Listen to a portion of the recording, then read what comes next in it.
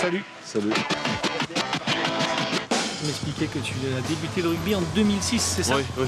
En 2006, c'est-à-dire que c'est quand moi j'ai arrêté, quoi. Ouais. Tu vois, c'est... Qu'est-ce que tu peux me dire sur Christophe? Qu'est-ce que je peux dire sur Christophe? Je sais que c'est un ancien international déjà, qui a porté les couleurs de l'équipe de France à 8 reprises. Ouais. Tu as bûché un peu, t'as fait Wikipédia, quoi. Christophe Moni n'a pas toujours été comme ça, donc puisqu'on est dans la présentation de Christophe, je tenais quand même à ce que tu vois.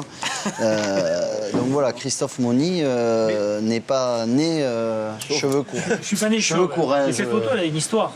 Cette photo, elle a une histoire. C'est la photo des Niçois sélectionnés dans les comités Côte d'Azur, champions de France TADI. Avec donc les Toulonnais de l'époque, qui sont Christian Califano, Marc de Rougemont, Gérald Lorsoni, voilà. Donc, et ça, c'était uniquement les Niçois. C'était une photo. Et j'avais des cheveux, comme tu peux le remarquer. Effectivement, on oublie un peu rapidement que je suis pas né chauve. Effectivement. Ouais, t'avais des beaux cheveux là. J'avais des beaux cheveux blonds. Et Yacouba, ça t'évoque Écoute, moi, Yacouba, je le connais pas personnellement, je le découvre. Après, en tant que joueur, je le connais sûrement plus que lui m'a vu jouer, parce que je le vois jouer à la télé. Et évidemment, je vois ses performances et le joueur qu'il est, assez incroyable. Je suis assez fan, je dois avouer. Sache que Christophe fait partie des rares dans l'histoire du rugby français à avoir battu les Blacks. On va le regarder un petit peu. Ouais. Ensemble. Alors, tac.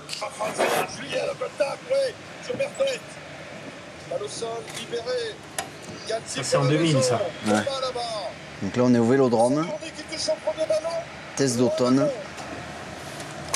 Donc, les prochains tests pour vous. Ouais, bien sûr. L'arrière de l'équipe de Nouvelle-Zélande récupère son ballon et dégage. Magne à la réception pour les Bleus.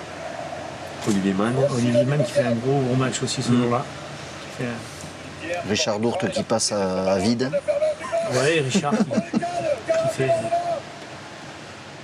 Garbajosa aussi qui fait un gros match ce jour-là et qui met un essai. Non, c'est Garbajosa, Xavier Garbajosa. Domi était forfait sur cette tournée. Je ne m'étale pas trop là-dessus, mais ça c'est un souvenir qui reste gravé, dans lequel je suis assez fier d'avoir battu les Blacks, d'avoir joué les Blacks et d'avoir battu les Blacks. Yacouba, qu'est-ce qui t'a amené à chausser les crampons et à aller gambader au stade de Bobigny? Moi, au début, c'était surtout avec mes amis. On allait pour prendre du plaisir, pour s'amuser, pour rigoler. C'était vraiment un sport pour rigoler, pour prendre du plaisir. Et puis, à partir du moment où j'ai été contacté par Massy et que je suis rentré au centre de formation de Bobigny, c'est là où j'ai commencé vraiment à prendre le rugby au sérieux et que je me suis vraiment concentré dessus. Mais très tôt, tu t'es dit, tiens, c'est ce que je veux faire. Très tôt, parce que moi, ce que j'ai remarqué, enfin ce que je trouve, c'est que dès le plus jeune âge, à Massy, il te propose, et voilà, ils te mettent...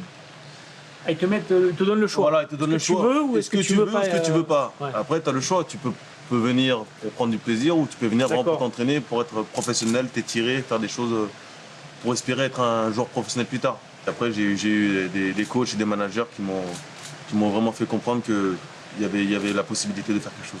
Et les sources d'inspiration, c'était quoi à l'époque? J'aimais bien Betsen, Nyanga, Dussotoa, Imano. Non, j'aimais bien aussi. D'accord.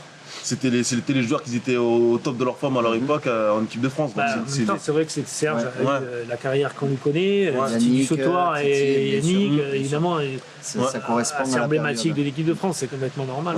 Et puis après, voilà, quand tu te retrouves au Stade Toulousain avec Dussotoir, Nyanga, Imanol, là, tu dis ça va vite.